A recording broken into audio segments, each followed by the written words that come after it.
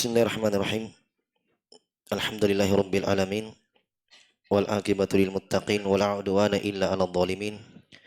Asyhadu an la ilaha illallah wahdahu la syarikalah waliyyus salihin wa asyhadu anna Muhammadan abduhu wa rasuluhu khatamun nabiyyin sallallahu alaihi wa ala alihi wa ashabihi ajma'in amma ba'd. Ikhwani fid din rahimani wa rahimakumullah. Alhamdulillah kita kembali melanjutkan kajian rutin kita mengkaji Al-Aqidatul Wasithiyah karya Syekhul Islam Ibnu Taimiyah rahimahullahu taala, dan kita membaca ta'liq dari Syekh Muhammad Khalil Kharras rahimahullahu taala. Sampai mana ini? Saya lupa. Wa tawakkal 'alal hayyil ladzi la yamut. Sudah. Sampai punya buku. Sampai mana? Oh, taib.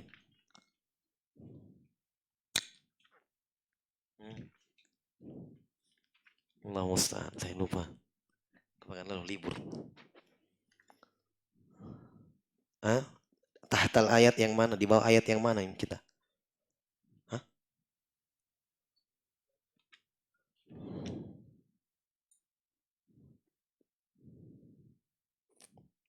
Mafatihul Ghaib.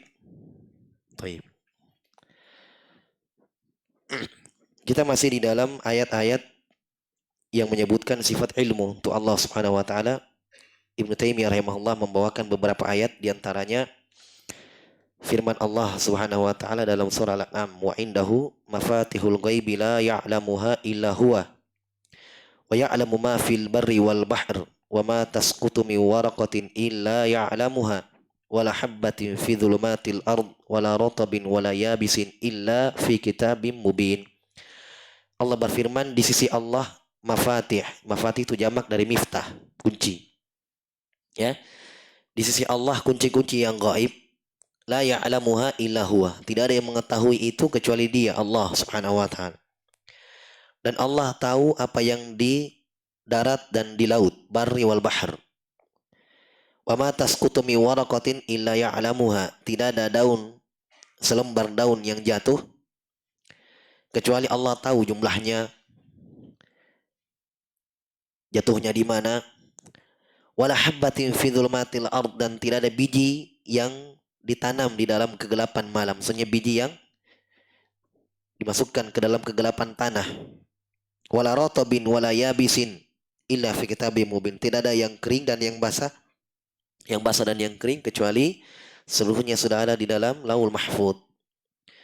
Ini ayat dan dijadikan oleh para ulama ayat ya pokok di dalam menjelaskan keluasan ilmu Allah Subhanahu wa taala. Banyak ayat-ayat dalam Al-Qur'an yang menjelaskan keluasan ilmu Allah Subhanahu wa taala, dan ini nanti kita akan sebutkan di dalam pembahasan beriman dengan takdir, bahwa rukun beriman kepada takdir yang paling pertama adalah meyakini al-ilmu, bahwa segala sesuatu itu tidak ada yang keluar dari lepas dari ilmu Allah, pengetahuan Allah. Tidak ada yang Allah tidak ketahui. Nah, kata beliau Syekh Muhammad Khalil Kharras, wa qad fassaraha an-nabi sallallahu alaihi wasallam. Nabi menafsirkan ayat ini, mafatihul ghaib. Kata beliau, Nabi menafsirkan ayat ini dalam sabdanya, mafatihul ghaibi khamsun. Kunci-kunci yang ghaib 5. Tadi kan dalam ayat dijelaskan bahwa di sisi Allah apa? Kunci-kunci ghaib. Nabi jelaskan kunci ghaib itu yang mana? Kata beliau, kunci ghaib itu ada 5. La ya'lamuhunna illallah. Tidak ada yang mengetahui semuanya kecuali Allah. Kemudian Nabi membaca firman Allah. Thumma tala qawlahu ta'ala. Nabi membaca firman Allah Subhanahu wa taala, innallaha 'indahu ilmus sa'ah. Ini ayat di akhir surah Luqman. Innallaha 'indahu ilmus sa'ah wa yunazzilul ghaitha wa ya'lamu ma fil arham. Wa ma tadri nafsum madza taksibu ghadan wa ma tadri nafsum bi ayyi ardin tamut innallaha alimun khabir. Jadi Nabi tafsirkan ayat dengan ayat. Dan ini metode penafsiran Al-Qur'an. Ya, di tingkatan yang paling pertama. Ya. Jadi ayat Al-Qur'an itu kadang ditafsirkan dengan ayat Al-Qur'an ditafsirkan dengan hadits, dan ayat Al-Quran kadang ditafsirkan dengan ucapan sahabat. Di sini Nabi menafsirkan ayat dengan ayat.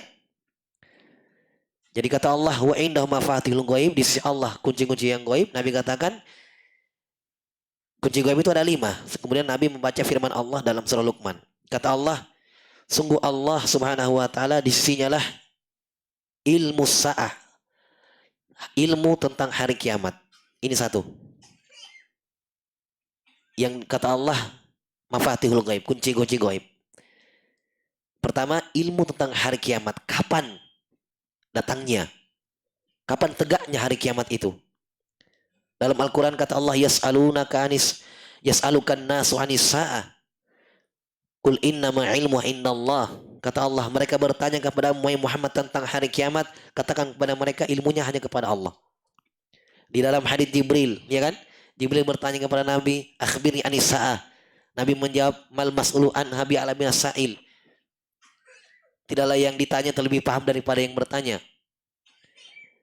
Kata Jibril, kalau begitu, iya, kabarkan kepada aku tentang tanda-tandanya saja. Nabi katakan, hari kiamat beliau tidak tahu.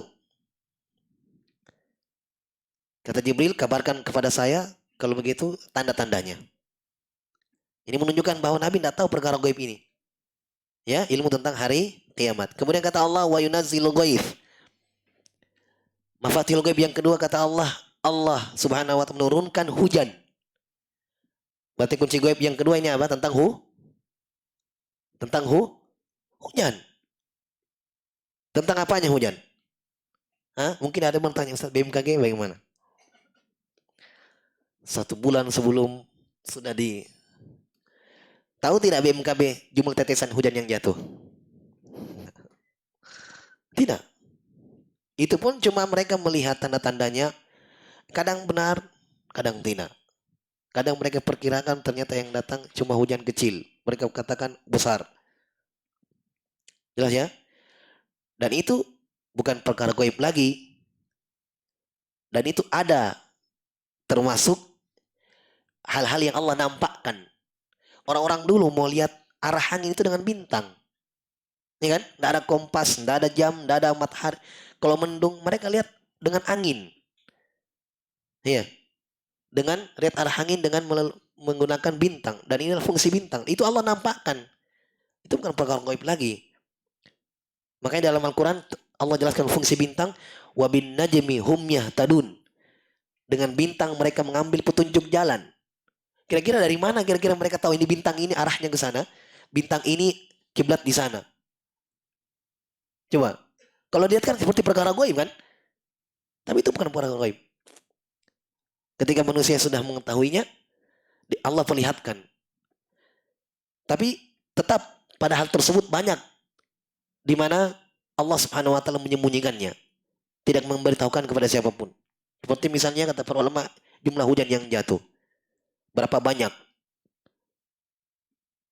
Ada yang tahu kecuali Allah. Jelas ya, ini 2. Makanya orang yang mengetahui apa hujan seperti mengendalikannya, memindahkannya ke sana dan ke sini, ya, yang dibilang pawang hujan, itu tidak ada seperti itu. Itu juga pakai BMKG juga. Itu pun, ya, dia sudah, kalau dia kan mempermainkan manusia, cuma cari uang, kan begitu. Ya, yang lebih memprihatinkan lagi sebenarnya kaum muslimin juga mudah mempercayai hal-hal yang seperti itu. Ini semua menunjukkan bahwa minimnya ilmu agama. Coba mereka pelajari ilmu tentang akidah, tauhid seperti ini. Mereka tidak akan tertipu dengan perkara-perkara seperti itu. Yang kedua. Yang ketiga, kata Allah, wa ya'lamu ma fil arham. Ini kunci gaib. Allah tahu apa yang di dalam rahim. Ya, janin di dalam rahim. Ya Ustaz, ada USG. Oke, nggak ada masalah. Dia bisa lihat kelaminnya. Ya, tapi bisa tidak dia lihat kelaminnya di umur sebulan?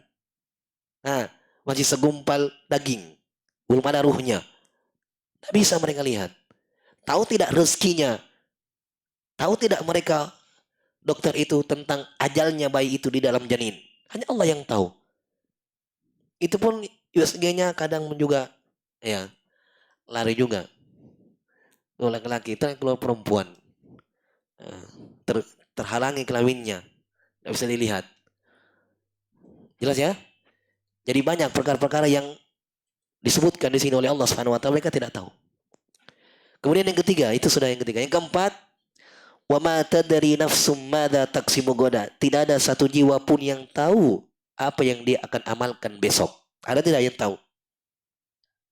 Ya? Makanya dalam Al-Quran kata Allah, wala taqulanna li syai'in inni fa'ilun dzalika godan illa ayyasha Allah. Janganlah seorang kalian mengatakan saya akan melakukan ini besok kecuali dia katakan insya Allah. Kan ada yang tahu kita akan masih hidup besok atau tidak. Makanya kalau kita mau beraktivitas saya mau ini besok insya Allah, ucapkan insya Allah. Itu hukumnya kata para ulama wajib. Bukan sunnah, bukan wajib hukumnya. Berdosa kalau kita tidak katakan insya Allah. Jelas ya? Dilarang oleh Allah, diperintahkan dalam Al-Quran. Jangan sekali-kali kalian mengatakan saya akan lakukan ini besok. Telepon temannya. Besok mungkin ya. OTW. Nggak ada insya Allah. Nggak sebut.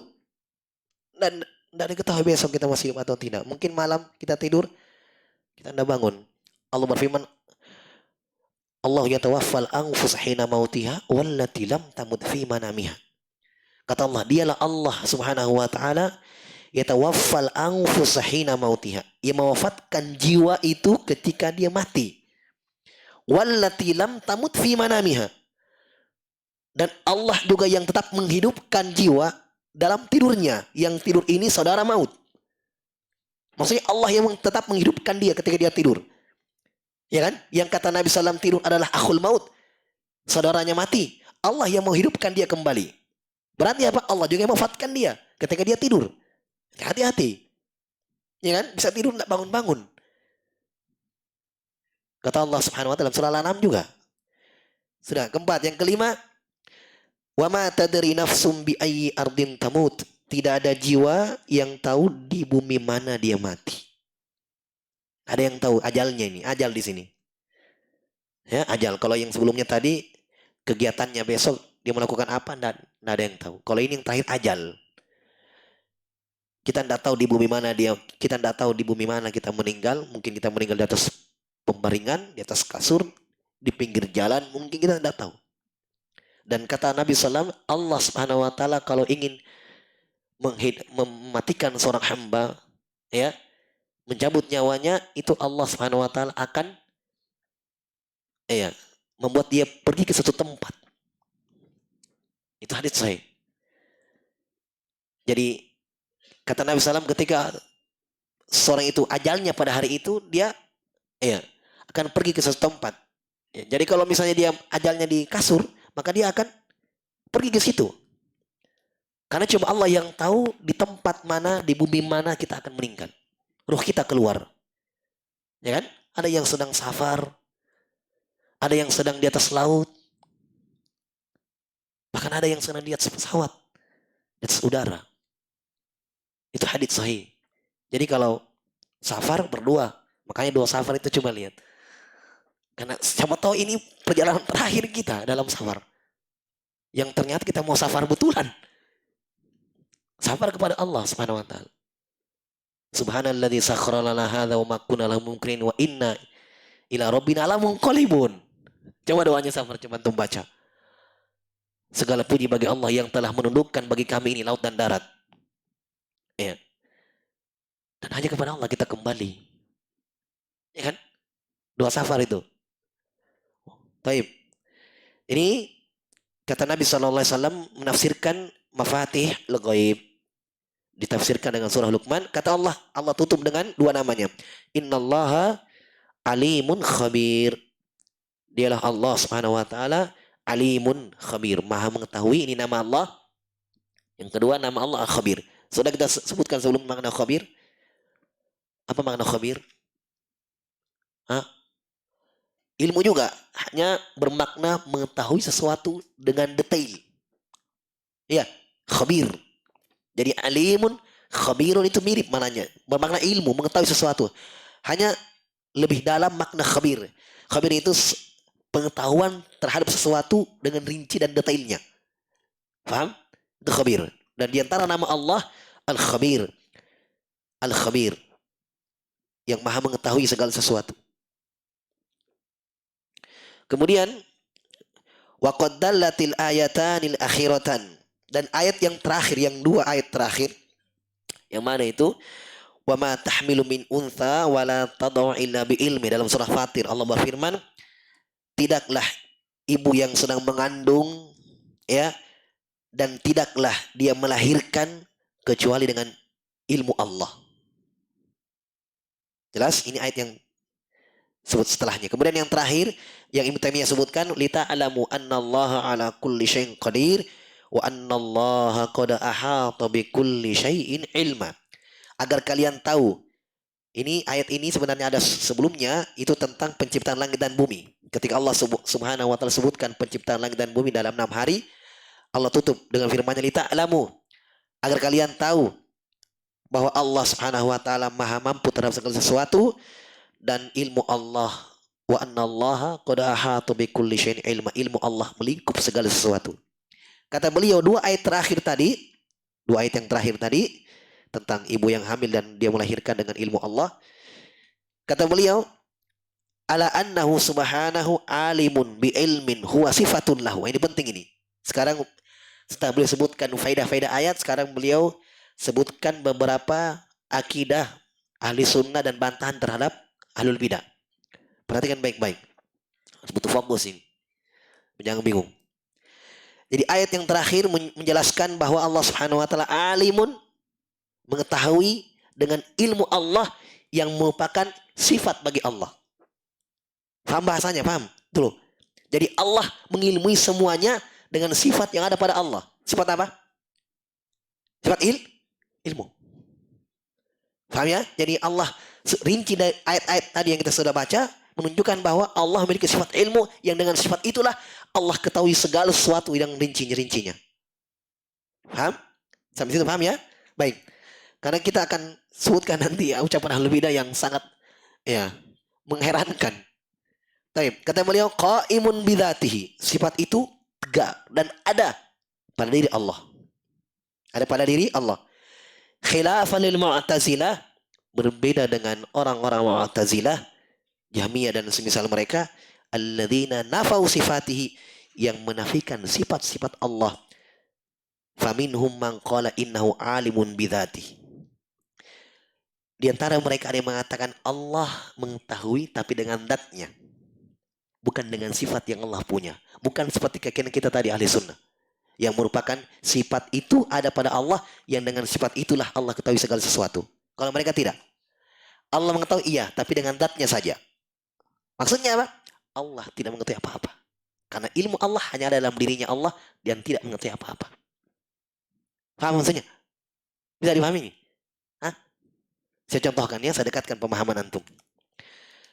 Ketika orang-orang Asy'ariyah mengatakan Allah berbicara dengan kalam nafsi, ini mirip dengan ini. Kata mereka orang Asy'ariyah, Allah berbicara, iya.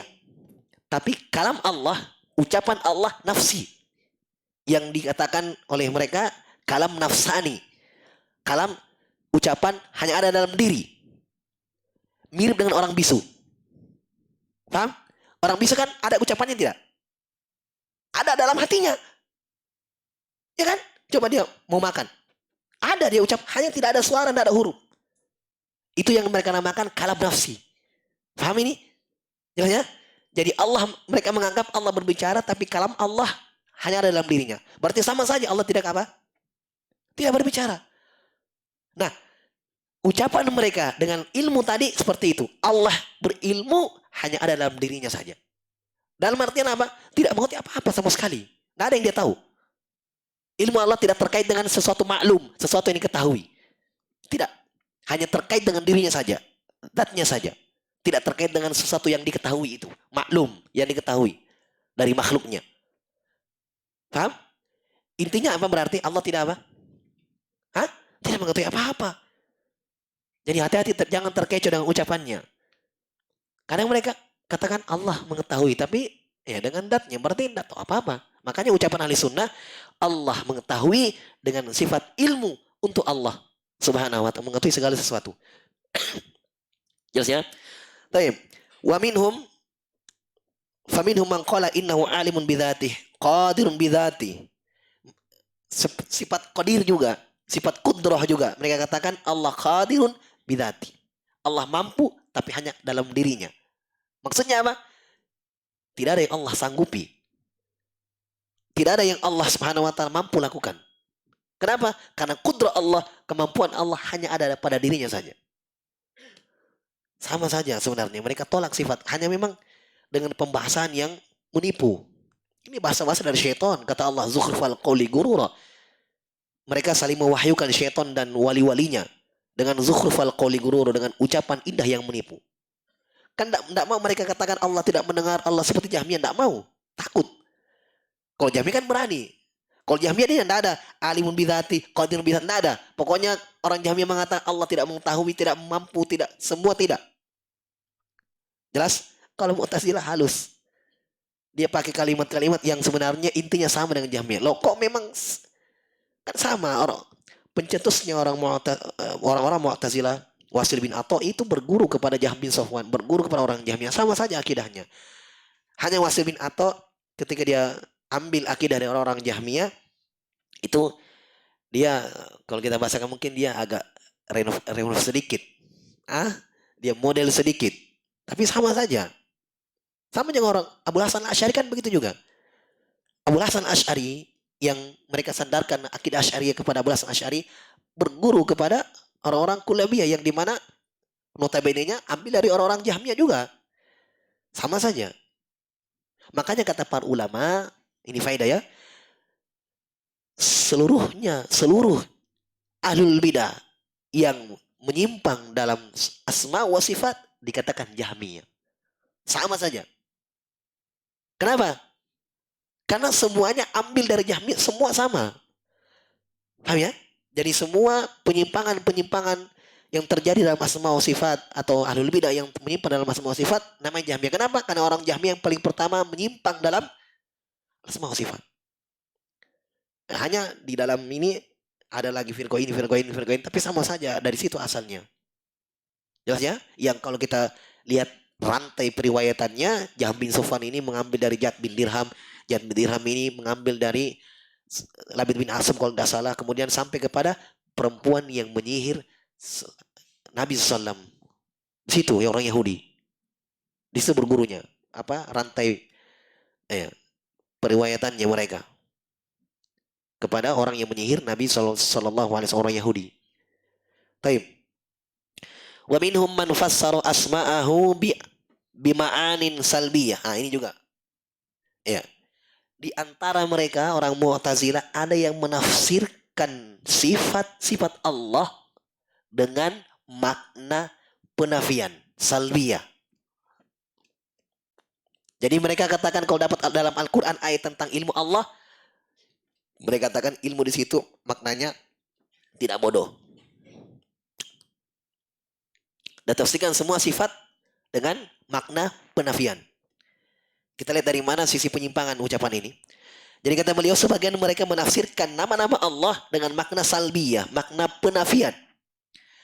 Kata mereka, faqala alimun bimaknahu la yajhal. Nama Allah alim di sisi mereka maknanya la yajhal, yang tidak bodoh. Yang tidak bodoh.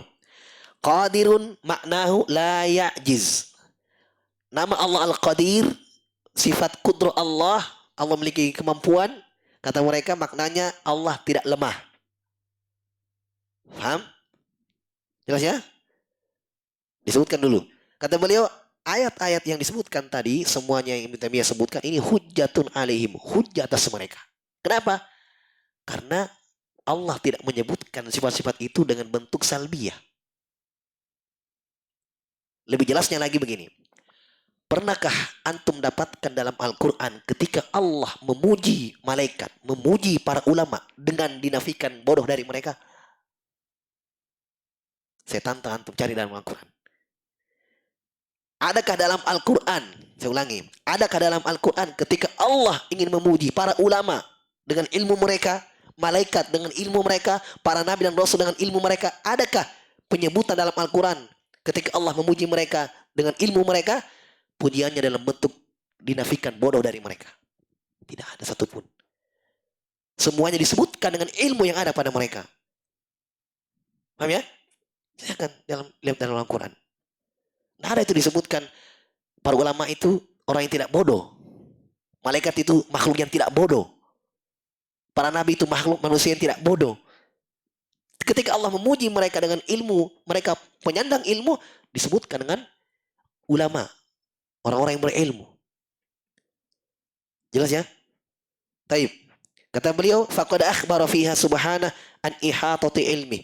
Allah menyebutkan dalam Al-Quran yang disebutkan tadi oleh Ibnu Taimiyah rahimahullah, keluasan ilmunya bihamli kulli unsa, ya, dengan perkara detail yang contohnya oleh Allah dicontohkan dalam ayat, ya, yang dikandung di dalam perut ibu yang hamil, wawat iha, dan kapan dia keluarkan kandungannya, min haitsul mata wal kaif, dari sisi kapannya dan dari sisi bagaimananya.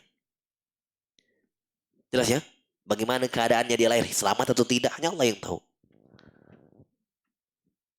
Bagaimana kapan keluarnya, hanya Allah yang tahu. Ya kan? Dokter kadang mengatakan tanggal sekian, ternyata mundur, ada yang maju, ya kan? Ada yang maju. Ya, Ibnu Hazm itu di dalam perut 1 tahun. Dan itu, Ibnu Hazm rahimahullah di dalam perut ibunya 1 tahun, 12 bulan. Itu tanda-tanda menjadi ulama. 12 bulan dalam perut keluar, itulah Ibnu Hazm rahimahullah. Ada yang lebih dari itu. Taib. Kama akhbaru an umumi kudrati, sebagaimana Allah jelaskan, khabarkan keumuman kudrahnya, kemampuannya. Wa ta'alluqiha bi kulli ma mungkin, dan kaitan kemampuan Allah pada segala yang mungkin. Pada segala yang mungkin. Mungkin terjadi dan mungkin tidak. Mungkin itu Allah masuk di dalam seluruhnya masuk dalam kemampuan Allah.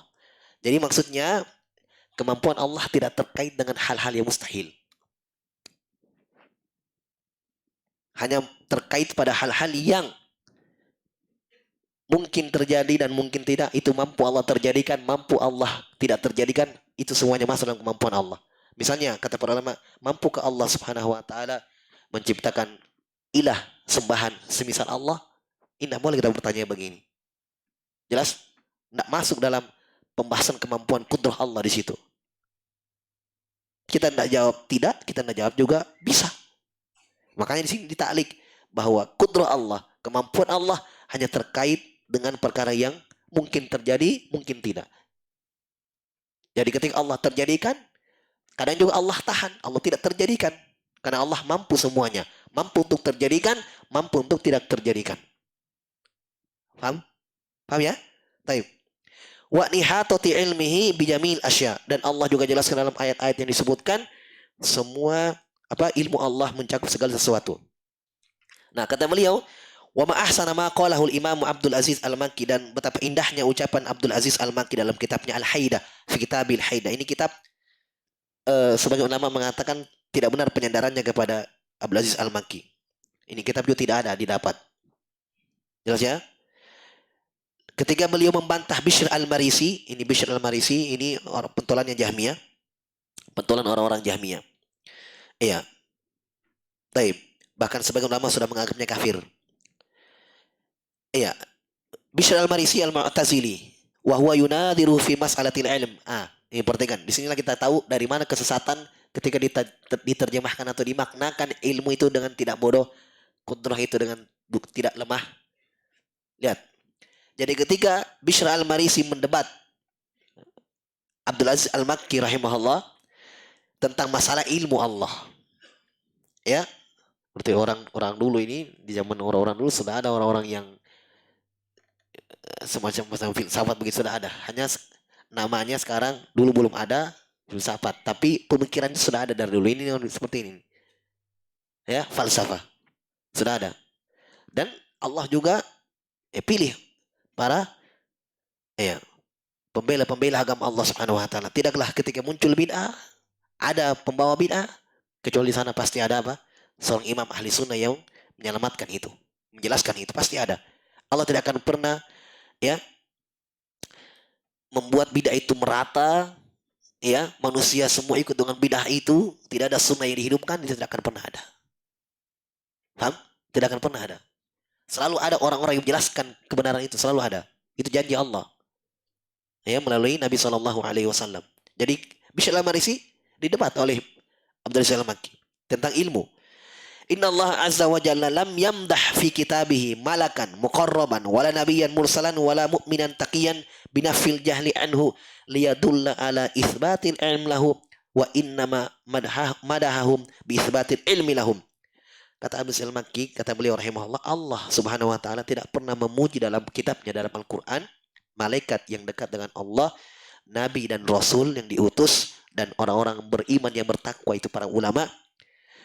Tidak pernah mereka dipuji oleh Allah dengan dinafikan kebodohan dari mereka. Ketika Allah ingin memuji ilmu yang ada pada mereka, yang Allah wahyukan kepada mereka, yang Allah ajarkan kepada mereka, tidak pernah Allah puji dengan mereka tidak bodoh. Menunjukkan apa? Punya ilmu mereka, ada ilmu yang Allah ajarkan. Cuma untuk fokus pada pembahasan kita. Ketika mereka katakan, ketika ahli sunnah mengatakan Allah ketahui segala sesuatu dengan ilmu yang ada pada Allah. Dengan ilmu itulah Allah ketahui segalanya. Sama dengan ini. Ketika Allah puji para ulama dalam Al-Quran, Allah puji para malaikat dengan dalam Al-Quran dengan ilmu yang ada pada mereka, bahwa mereka orang-orang berilmu, berarti mereka punya ilmu. Jelas? Berarti salah kalau kita katakan ilmu itu tidak bodoh. Karena dikatakan tidak bodoh, belum tentu dia berilmu. Belum. Paham ya? Baik. Tapi kata beliau, liyadullah ala isbatil ilm, ini menunjukkan bahwa mereka punya ilmu, wa innama madahahum bi isbatil ilm, tapi Allah puji mereka dengan penetapan ilmu untuk mereka. Fanafa bidzalikal jahla anhum, maka dengan ditetapkannya ilmu pada mereka, ternafikanlah secara tidak langsung, ya, dalam waktu bersamaan ternafikanlah bodoh dari mereka. Tapi ketika kita katakan dia tidak bodoh, belum tentu ada ilmu. Paham ini? Kalau kita katakan dia berilmu, itu sudah pasti ternafikan jahil di situ. Tapi kalau kita katakan dia tidak jahil, belum ada ilmunya, belum tentu. Belum tentu kan? Taib. Jelaskan oleh beliau nanti. Pendekatannya, supaya antum paham. Dalil akli. Kata beliau, faman athbatal ilma nafal jahla. Siapa yang menetapkan ilmu, berarti sudah menafikan jahil, kebodohan. Dan man nafal jahla, siapa yang menafikan kebodohan, lam misbitil ilm, belum tentu menetapkan ilmu. Fahami sampai sini? Jadi kalau kita sebutkan dia ini berilmu, berarti pasti jahil, ternafikan. Kalau kita katakan dia ini tidak jahil, berarti belum tentu ada ilmunya. Belum tentu ada ilmunya. Wa dalil akli, dalil akal. Ala ilmihi ta'ala annahu yastahilu ijaduhul asya' ma'al jahli lianna ijadahul asya' bi iradati wal iradatu tastalzimul ilma bil muradi walihada qala subhanahu ala ya'lamu man khalaqa wa huwal latiful khabir. Perhatikan, beliau bawakan dulu dalil akal tentang ucapan Mu'tazilah yang mengatakan Allah tidak ketahui apa-apa. Yang dengan ucapan mereka tadi, mereka katakan ilmu Allah hanya ada dalam dirinya. Tidak terkait dengan sesuatu yang diketahui dari makhluknya. Pemahaman bantahan dari si akal. Kata beliau, kalau kalian ketahui bahwa Allah mencipta, pasti mereka akui. Kalau kalian mengatakan ini ada dengan sendirinya, kafir sudah. Tidak usah didebatkan begitu. Tidak usah lanjut. Tanya, kalian akui ini langit dicipta oleh Allah, bumi yang kita injak dicipta oleh Allah? Kata mereka, iya. Oke, kita lanjut. Kalau kalian akui semua dicipta oleh Allah, kita juga dicipta oleh Allah, kamu juga dicipta oleh Allah subhanahu wa ta'ala. Makanya dalam Al-Quran Allah tantang, asyahidu khalqahum, apakah manusia menyaksikan, melihat proses penciptaannya? Ada yang mengaku. Ditanya oleh Allah dalam Al-Quran, apakah manusia menyaksikan proses penciptaannya di dalam perut? Tidak ada yang melihat itu. Taib. Ini merupakan kemustahilan.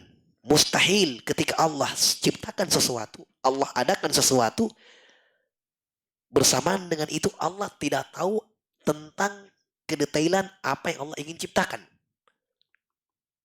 Paham? Ketika Allah ciptakan bumi, masa Allah tidak tahu dengan ukurannya, dengan kapan dia hancur? Allah yang ciptakan kok. Allah yang buat. Masa tidak tahu Allah tidak mengetahui apa yang ada di dalamnya dari jumlah manusianya, makhluknya apa yang mereka lakukan di dalam. Mustahil. Sementara semuanya Allah yang cipta. Paham? Dari sinilah ilmu dalam asma wa sifat. Sifat ilmu, kadang ada beberapa sifat-sifat yang kita bisa mengambil pendalilan sifat itu dari sifat yang lain. Ini yang dalam Qaidul Mustalah dijelaskan ilmu tentang asma wa sifat, dalil ya, istilzam, dalil lazim, konsekuensi. Seperti misalnya penciptaan dari nama Allah Subhanahu wa taala Al-Khaliq yang Maha Mencipta, kita bisa ambil dari situ sifat ilmu tanpa melihat ayat-ayat tentang sifat ilmu Allah. Kenapa? Karena ketika Allah mencipta pasti didahului apa? Ilmu dong.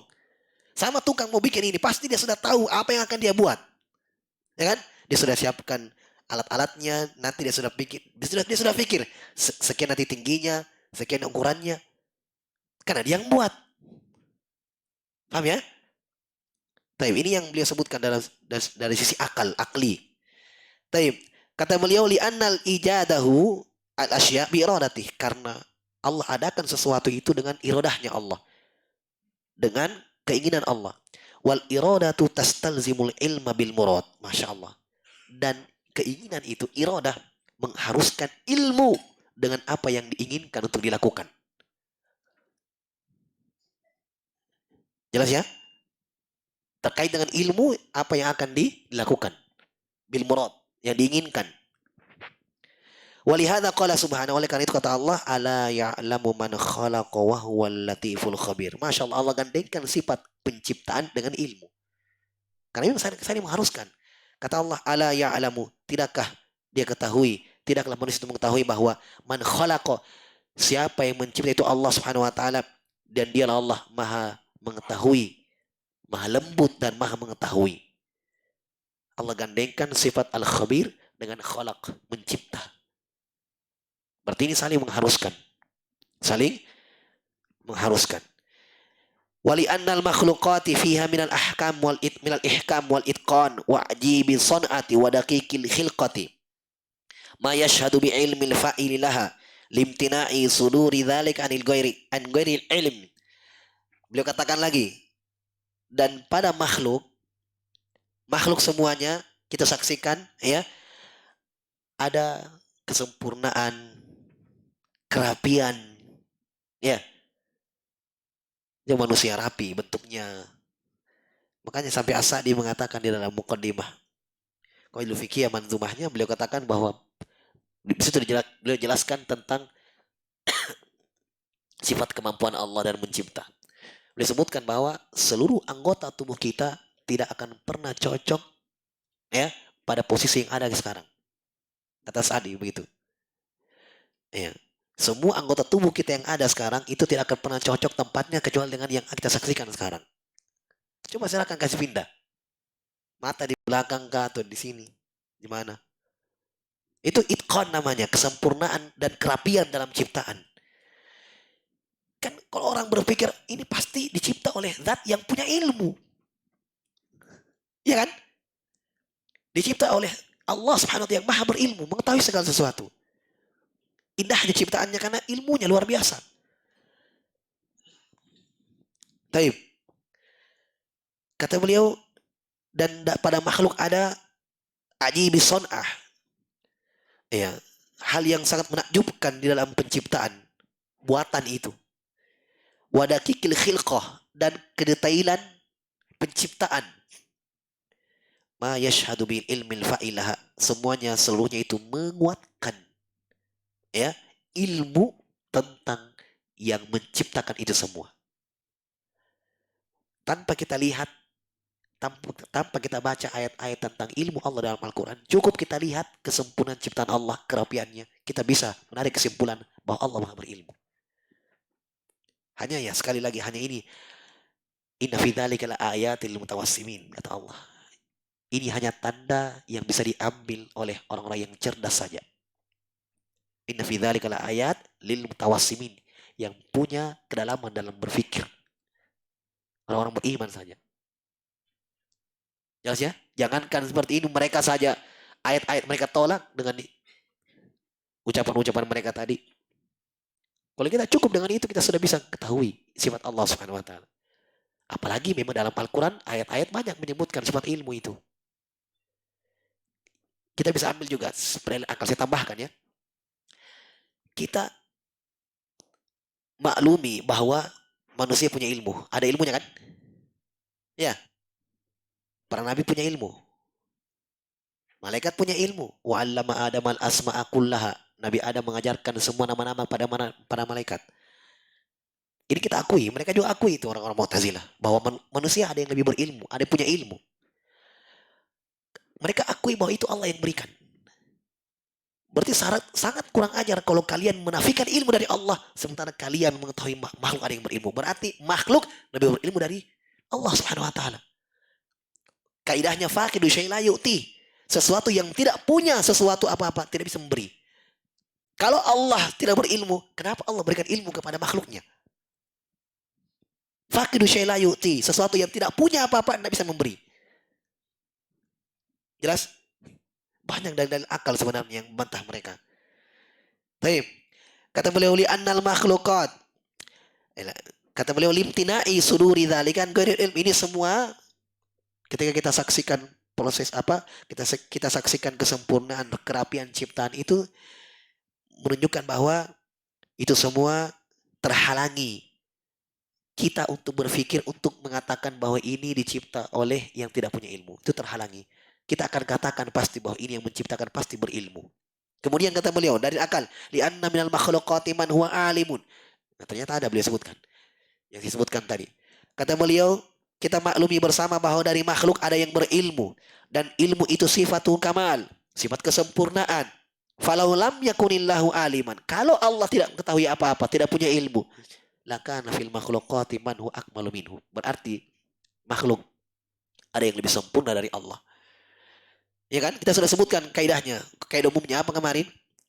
Bahwa semua sifat-sifat yang manusia ingin disifati dengan sifat itu, yang manusia punya sifat itu dan sifat kesempurnaan, yang dimana kalau sifat itu tidak ada pada dia, merupakan dia hal yang kurang, ya, dari ilmu, penglihatan, kekuatan, maka pasti kita katakan itu, ya Allah pasti punya.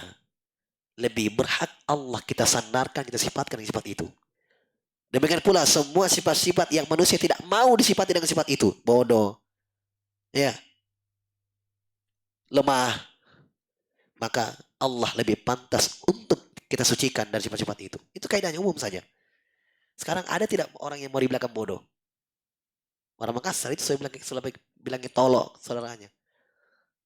Santai juga dibilangin tolok. Oh iya, iya tolok.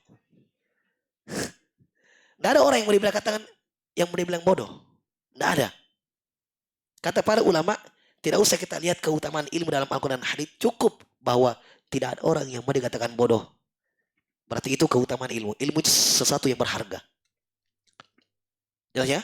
Maka kalau Allah Subhanahu wa taala, kalau makhluk juga iya, senang dengan sifat ilmu, dipuji dengan itu, Allah lebih berhak kita puji dengan sifat itu. Punya Allah Subhanahu wa taala. Allah yang bagi-bagikan kepada hamba. Itu pun subhanallah yang Allah bagikan itu dari ilmu. Itu tidak ada apa-apanya. Seperti ucapan Nabi Khidir kepada Nabi Musa kan. Ketika mereka naik di perahu berdua, ada burung yang hinggap di ujung perahu minum 2 tetes di atas laut. Kata Nabi Khidir kepada Nabi Musa ketika mereka bertemu, ini tidak ada dalam Al-Quran, dalam Sahih Bukhari dikisahkan. Kata Nabi Khidir, wahai Musa, tidaklah ilmu saya dan ilmumu dibanding dengan ilmu Allah, kecuali dengan seperti perbandingan air yang diminum oleh burung itu 2 tetes. Tidak ada. Itu sudah Nabi loh, Nabi. Itu ketawaduan, kerendahan hati dari Nabi Khidir alaihi salam. Maksudnya ya, karena Nabi Khidir ini dalam keadaan beliau ini didatangi dari jauh oleh Nabi Musa. Ya. Jadi beliau mengatakan, memahamkan Nabi Musa bahwa ini saya tidak ada apa-apa. Ya. Apalagi kita baru ta'lim 1 tahun, 2 tahun. Ya. Sudah menganggap yang lain itu di bawah. Itu jangan ada sifat yang seperti itu. Itu ilmu tidak masuk kepada seorang hamba yang seperti itu. Kata para ulama, al-ilmu harbun min fatal muta'ali kasaili harbun minal makanil ali. Kata para ulama, ilmu itu lari dari anak muda yang merasa tinggi, merasa lebih dari orang lain, merasa tinggi. Sebagaimana air lari dari tempat yang tinggi ke tempat yang rendah. Maksudnya ilmu itu tidak akan masuk kepada orang yang merasa tinggi, karena ilmu itu seperti air, dia dari tinggi yang ke rendah.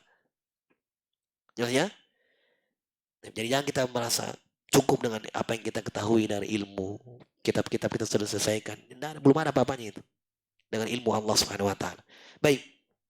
Wa kullu ilmin fil makhluqati innama istafadahu min khaliqihi wa wahibu kamal ahaqqu bihi wa faqidu syai' la yutih. Masyaallah. Maka kesimpulannya semua ilmu yang ada pada makhluk itu mereka dapatkan dari penciptanya.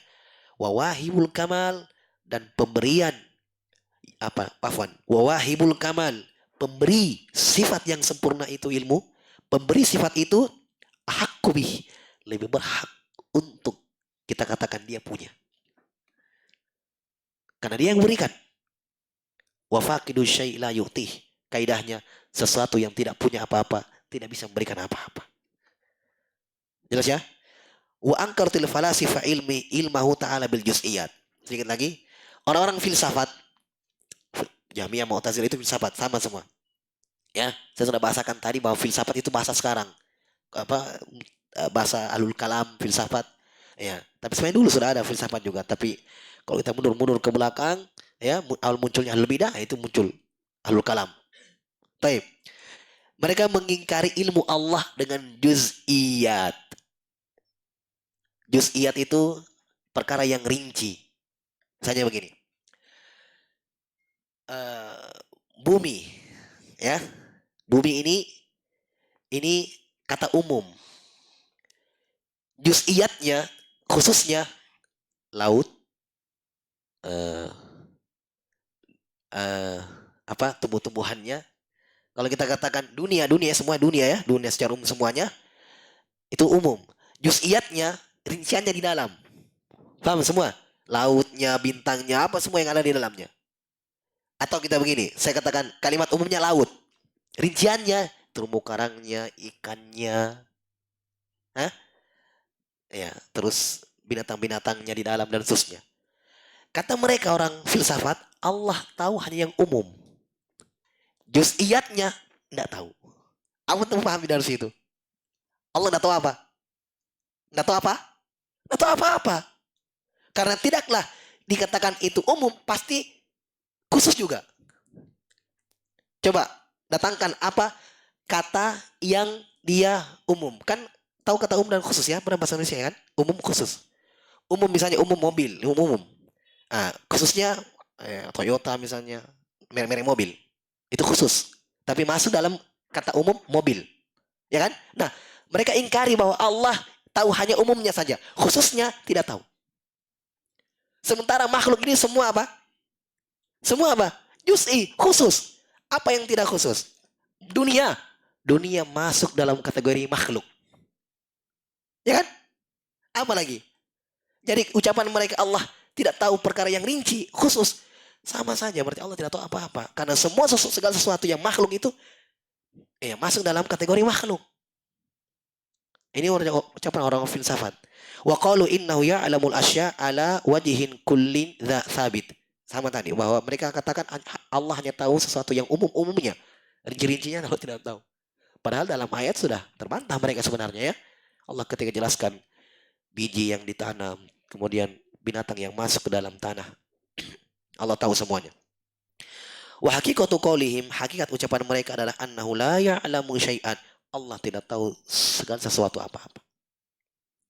Iya. Makanya para ulama wajar ketika mengkafirkan mereka ini yang mengingkari ilmu Allah. Orang Jahmiyah dikafirkan oleh para ulama. Ketika mereka mengatakan Allah itu tidak tahu sesuatu perkara nanti setelah terjadinya. Sebelum terjadi Allah belum tahu. Ini dianggap keluar dari agama. Dikafirkan oleh para ulama. Orang-orang Jahmiyah. Taib. Fa inna kullama fil kharij huwa juz'i. Karena segala sesuatu yang ada pada makhluk itu khusus juz'i.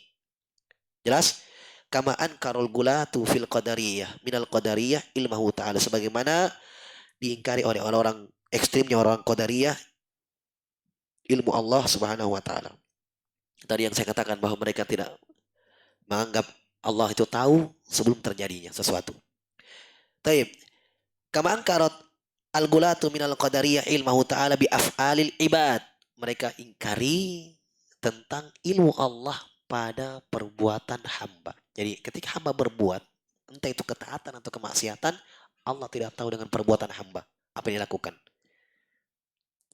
Ini cabangnya dari semua ini tadi sama saja semua itu ucapan filsafat yang Allah tahu hanya umumnya. Ya, berarti ketika hamba berbuat ya dari tahu oleh Allah. Taib. Hatta ya'lamuha, hatta ya'maluha. Kapan Allah tahu? Nanti hamba lakukan. Ya, nanti hamba lakukan.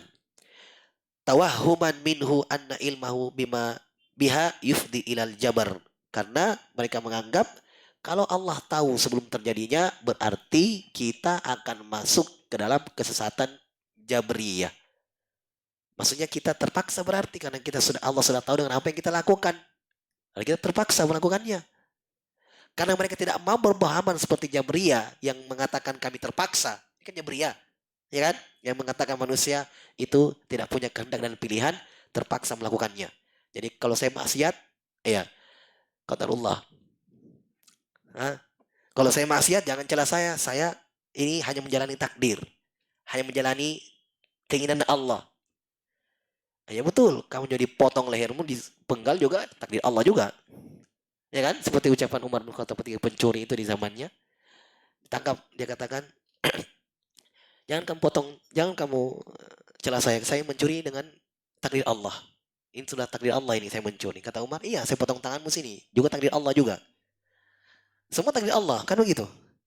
Jadi orang Jabriyah mengingkari kehendak dari makhluk. Tidak ada pilihan, terpaksa melakukannya. Paham ya? Ini Jabriyah. Ini gampang saja yang dibantah orang begini nih. Tinju saja, baru jangan marah. Qadarullah. Ya kan? Takdir.